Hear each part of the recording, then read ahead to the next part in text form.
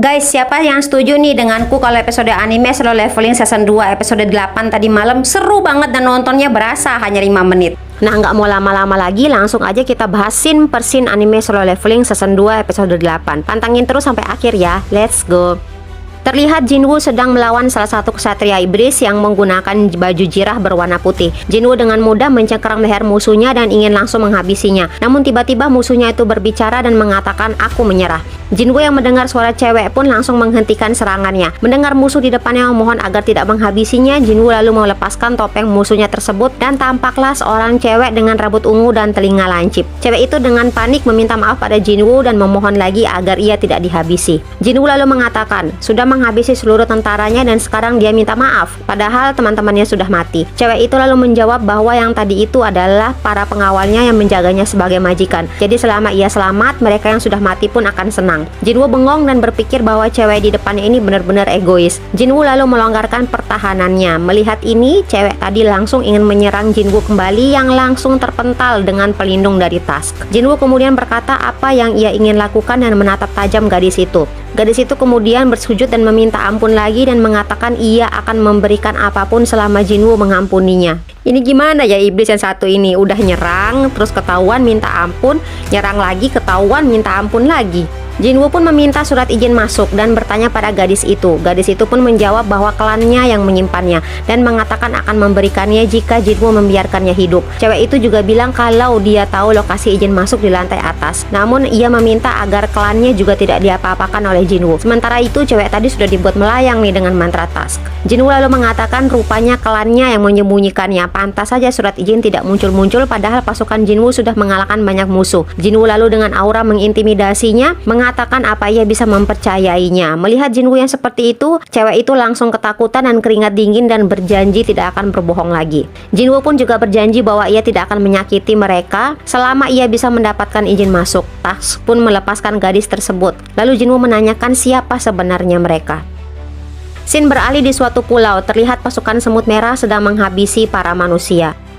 Nah, balik lagi ke dalam dungeon, gadis tadi sudah memperkenalkan namanya. Ia ternyata adalah Esil, putri sulung klan Radiru. Jinwoo lalu mengatakan ia tidak menanyakan hal itu. Esil pun bingung. Jinwoo rupanya ingin mendapatkan informasi mengenai sistem seperti saat yang melawan Baruka dulu. Nah, Jinwoo lalu merubah pertanyaannya dan mengatakan apakah ras Esil mendengarkan perintah untuk menghabisi manusia. Esil berpikir sejenak lalu mengatakan ia tidak mendengarkan perintah seperti itu, namun mendengar perintah lain. Lindungi tempatmu saat ini. Jinwoo lalu bertanya, sejak kapan?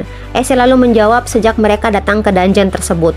Jinwoo lalu bertanya lagi sebelum di dungeon ini mereka ada di mana. Esil lalu menjawab mereka ada di dunia iblis. Namun begitu Esil tersadar ia sudah ada di sini. Jinwoo lalu bertanya apa yang mereka lakukan di dunia iblis. Tiba-tiba mata Esil mengalami glitch dan Esil menjawab dengan nada seperti robot dan bukan seperti Esil yang menjawab. Suara itu menjawab bahwa mereka sedang bersiap untuk perang. Jinwoo lalu bertanya perang melawan siapa? Esil menjawab lawan kuat yang membuat mereka harus mengumpulkan seluruh iblis karena peperangan tersebut akan pecah. Esil tidak melanjutkan jawabannya dan tiba-tiba terdengar suara yang berulang-ulang mengatakan bahwa informasi yang Esil katakan sudah melewati batas dan percakapan akan dihentikan. Tiba-tiba saja Esil tidak sadarkan diri dan langsung ditangkap oleh Jinwoo. Nah, sedikit spoiler nih, perang yang dimaksud Esil adalah perang ulangan antara monark dan rulers yang memang menjadi musuh bebuyutan dari dulu.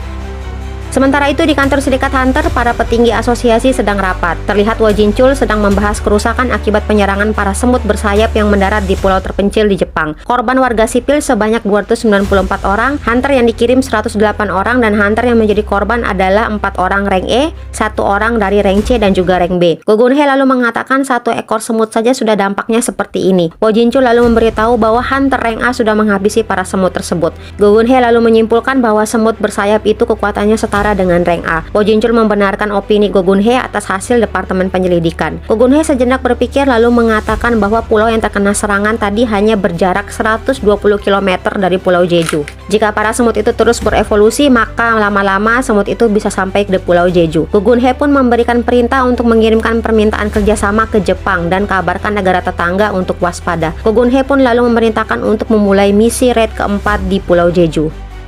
Scene beralih ke dalam dungeon. Esil yang tampaknya sudah sadar menanyakan mengapa ia pingsan. Terlihat Esil yang sudah digendong oleh Tusk. Jinwoo menjawab tidak usah dipikirkan dan menanyakan kondisi Esil. Esil menjawab bahwa ia baik-baik saja dan tersentuh dengan perhatian Jinwoo. Jinwoo lalu bertanya apa mereka sudah dekat dengan tujuan mereka. Esil lalu menunjuk satu istana yang rupanya tempat tinggal klan Radiru. Sementara itu di dalam istana iblis tersebut terlihat bapak tua yang tampilannya seperti Esil, yang ternyata adalah raja klan Radiru dan juga sekaligus ayah Esil. Yang terkejut melihat Esil yang membawa orang dengan tentara-tentara yang bersembunyi di belakang bayangan cowok tersebut. Ternyata raja tersebut bisa melihat seluruh bayangan Jinwoo. Raja tersebut lalu mengatakan ia sudah menipu putrinya dan mau menaklukkan istananya. Pasukannya pun lalu mengepung Jinwoo dengan senjata. Jinwoo lalu menjawab bahwa ia sudah berjanji pada Esil, selama ia bisa mendapatkan izin masuk, ia akan menyakiti klan mereka. Raja tersebut kemudian berpikir bahwa klan mereka juga mustahil mengalahkan Jinwoo karena Vulkan dan Metus yang kuat itu saja sudah dikalahkan oleh Jinwoo. Jinwoo akhirnya mendapatkan izin masuk dari klan Radiru. Raja Radiru pun menyuruh Jinwoo segera pergi, namun Jinwoo menarik Esil dan mengatakan pada ayahnya ingin meminjam Esil.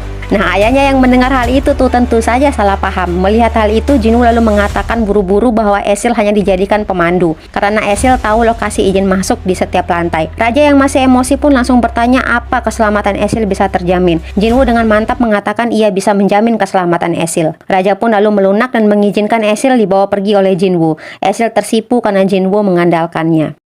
Tempat lain terlihat di ruang bedah, beberapa tim bedah sedang membedah seekor semut besar. Lalu terlihat seorang hunter datang dan menemui seorang guildmaster. Lanjut ke dungeon, Jinwoo sudah berada di lantai 89 dan terlihat sudah memegang surat izin ke lantai 90. Igris dan Tank juga sudah naik level dan naik jabatan, dan sudah setara dengan peringkat S atau A. Kekuatan tempur Jinwoo pun sudah semakin kuat. Nah, di sisi lain nih, Esil mengeluh bahwa barang yang ia bawa untuk bernegosiasi tidak ia gunakan. Jinwoo mengatakan dibawa pulang saja. Esil menjawab tidak bisa karena di lantai 90 ke atas dihuni oleh iblis kelas atas dan jauh lebih kuat. Jadi mereka harus negosiasi daripada bertarung. Jinwoo lalu bertanya pada Esil jika ia lebih lemah dari klan Radiru, apakah klannya mau bernegosiasi dengan Jinwoo. Esil sadar dengan masuk Jinwoo. Jinwoo lalu menjelaskan bahwa para bangsawan iblis tersebut sedang memperebutkan posisi teratas. Jadi Jinwoo akan membuat klan Radis jadi posisi 1. Esil lalu bergumam yang benar adalah Radiru.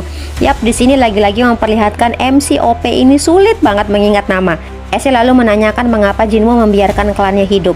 Jinwoo dengan enteng menjawab bahwa ia tertarik dengan Esil. Mendengar itu Esil terkejut. Ya iyalah, cewek udah dengar jawaban cowok kayak gitu ya pasti sama kayak Esil. Padahal maksud Jinwoo tertarik itu dalam artian lain. Esil yang lagi senang karena baru mendengarkan ucapan Jinwoo tadi tiba-tiba kaget lagi nih saat Jinwoo menyuruhnya pulang. Jinwoo mengatakan ini karena musuh di lantai atas makin kuat dan ia sudah berjanji pada ayahnya. Jinwoo sendiri yang akan mengatasi sendiri sisanya asalkan Esil memberitahu di mana posisi surat izin masuk. Esil pun menolak dan mengatakan ia ingin melihat apa yang bisa Jinwoo lakukan selanjutnya. Nah, Jinwoo yang melihat tekad Esil ini lalu kemudian kembali mengajaknya. Akhirnya Jinwoo menaklukkan dungeon satu persatu yang pastinya lebih bahaya dan lebih kuat dibandingkan lantai bawah. Bagaimanapun Jinwoo harus melakukan hal ini agar bisa mendapatkan eliksir kehidupan. Sementara itu terlihat di kantor Hunters Guild, Choi Jong-in mengatakan pada Cha Hae-in bahwa mereka berdua diundang untuk bergabung di raid keempat ke Pulau Jeju. Selain itu ada juga Baek Hyun-ho dari Guild White Tiger serta seluruh rank S di Korea. Cha Hae-in pun berpikir bahwa Sung Jin-woo juga termasuk. Nah, selain itu juga mereka sudah resmi bekerja sama dengan Jepang. Cha Hae-in bertanya kapan raid akan dilaksanakan. Choi Jong-in menjawab masih menunggu berita selanjutnya. Lalu Choi Jong-in pun mengatakan bahwa ada guild master dari guild besar yang datang untuk membahas alur operasi misi mereka. Sementara itu Jinwoo sudah sampai di lantai 100 yang kelihatannya berangin. Tampak tidak ada siapa-siapa. Namun kemudian datang seekor naga putih lengkap dengan penunggangnya, raja seluruh bangsa iblis Baran. Aura Baran sangat mengerikan, sedangkan Esil bisa merasakan nafsu mengerikan dari Baran. Jinwoo memutuskan untuk menghabisinya naga dahulu, seekor wyvern bernama Kaislin. Baran lalu mengeluarkan portal dan keluarlah pasukannya dan mulai mengepung Jinwoo dan Esil. Jinwoo kemudian mengeluarkan seluruh bayangannya. Pertempuran antara pasukan Jinwoo dan Baran pun pecah. Terlihat Tusk menggunakan mantranya untuk menghabisi para pasukan Baran dengan sekali serang. Esil terlihat kagum dengan cara tempur Jinwoo. Namun Esil terlihat bingung apakah ia harus berada di pihak Baran yang satu ras dengannya atau di pihak Jinwoo. Baran lalu mengeluarkan sesuatu dari mulutnya dan melepaskannya ke udara. Kekuatan tadi memecah dan menjadi petir yang menghabisi pasukan bayangan Jinwoo. Salah satu petir tersebut tampaknya akan mengenai Esil, namun ia selamat karena Jinwoo melindunginya. Wih lah, keren banget nih Jinwoo di sini. Jinwoo berpikir meskipun pasukannya bisa bangkit lagi nih, namun jika terkena serangan itu terus, maka mananya pun akan habis. Jinwoo lalu menyerang dan menggunakan kamuflasenya dengan niat memotong sayap Kaiselin agar Baran tidak dapat terbang lagi. Namun serangannya sudah terbaca oleh Baran. Baran pun melempar Jinwoo dan melemparkan petir putih pada Jinwoo. Jinwoo pun mengelak, tak selalu menggunakan bola ketamakan sehingga serangannya bisa mengimbangi serangan petir Baran. Nah, jeda ini digunakan oleh Ygritte dengan melemparkan pedangnya yang langsung memotong leher Kaiselin. Baran pun sekarang sudah ada di tanah. Jinwoo berterima kasih pada Baran karena sudah berada di bawah dan mengatakan bahwa lehernya sakit sedari tadi karena ia harus melihat ke atas terus. Sementara itu di kantor Serikat Hunter terlihat asisten dari Guild Bilah Pedang, Hanekawa, yang memperkenalkan Guildmaster mereka Goto Ryuji, sekaligus penerjemah dari Guildmasternya. Menurut Go Gun-hye, Guild Bilah Pedang adalah guild besar dari Jepang yang punya 11 Hunter rank S dan terbesar kedua di Asia.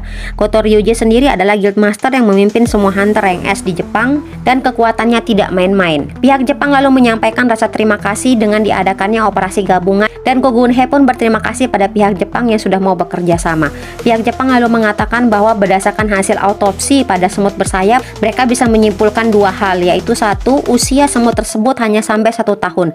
Jadi selama mereka bisa mengalahkan ratu semut, semut yang tersisa akan mati secara alamiah dalam waktu 1 tahun. Nah, kedua, pola serangan semut. Semut tersebut tertarik pada hal yang kuat dan memiliki mana yang besar.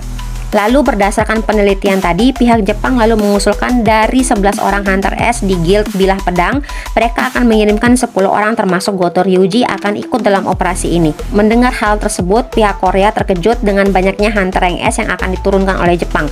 Goto Ryuji lalu mengatakan pihak mereka akan memancing para semut, sementara pasukan Korea fokus pada Ratu Semut. Lalu Wo Jinchul menambahkan bahwa pihak Jepang nantinya pasti akan menghadapi ribuan semut. Namun Goto menjawab bahwa ini bukanlah masalah yang besar karena mereka sudah melakukan simulasi dengan AI dan hanya rencana inilah yang berhasil. Go Gun-hye pun langsung setuju dengan hal ini karena mereka sendiri hanya mengirimkan Hunter rank S kurang dari 10 orang. Jadi di sini Jinwoo belum masuk dalam daftar Hunter yang akan dikirimkan ke Pulau Jeju. Balik lagi ke dalam dungeon, pertempuran masih terus berlanjut. Sementara mana Jinwoo semakin menipis dan dia tidak punya waktu untuk mengeluarkan racun yang bisa memulihkan mananya. Tas, Ygritte, dan Iron kali ini bertarung melawan Baran dibantu oleh Jinwoo. Namun Baran dengan mudah menangkap Jinwoo. Jinwoo yang sudah akan dihabisi oleh Baran lalu ditolong Ygritte membuat Jinwoo dapat menusuk lengan Baran. Tax mencoba menahan Baran, begitu juga dengan Iron dan Ygritte. Namun Baran kembali mengeluarkan serangan petirnya yang membuat ketiga bayangan kuat Jinwoo itu langsung kalah total. Mana Jinwoo pun langsung habis sehingga pasukan bayangannya tidak dapat keluar lagi. Nah, sekarang nih sisa Jinwoo dan Baran sendirian. Baran pun mengeluarkan 2 dagger merahnya dan sudah berada dalam mode tempur. Dimulailah pertarungan 1 lawan 1 Jinwoo dan Baran yang berlangsung dengan sengit. Jinwoo yang cukup kewalahan namun masih bisa mengimbangi kecepatan dan gerakan Baran. Baran lalu lagi-lagi mengeluarkan petir putihnya yang membuat Jinwoo mengelak dan membuat belati Jinwoo lepas dari genggamannya. Baran kemudian menyerang Jinwoo. Jinwoo mencoba menahan lengan Baran namun kekuatan lengan Baran sangat kuat. Baran lagi-lagi mengeluarkan jurus petir putih dari mulutnya. Kali ini Jinwoo tanpa bisa lagi mengelak. Tiba-tiba saja belati dari Esir mengenai Baran dan membuat Baran terdistraksi. Melihat celah ini, Jinwoo pun meningkatkan kekuatan tangannya dan memutuskan kedua lengan Baran. Baran yang lagi-lagi mencoba mengeluarkan jurus dari mulutnya langsung dihajar rahangnya oleh Jinwoo yang membuat kelapa Baran pun langsung putus dan mengeluarkan sinar kuning seperti ledakan nuklir. Baran pun tumbang, Jinwoo menang. Portal yang dibuat Baran tadi pun menghilang. Jinwoo terlihat terduduk lemas dan akhirnya lega. Jinwoo lalu memberitahu pada Esil agar ia pulang dan memberitahukan pada ayahnya bahwa klan Radis sudah berada di peringkat 1 di dungeon ini. Esil pun tersenyum senang seraya memberitahu Jinwoo kalau yang benar adalah klan Radiru.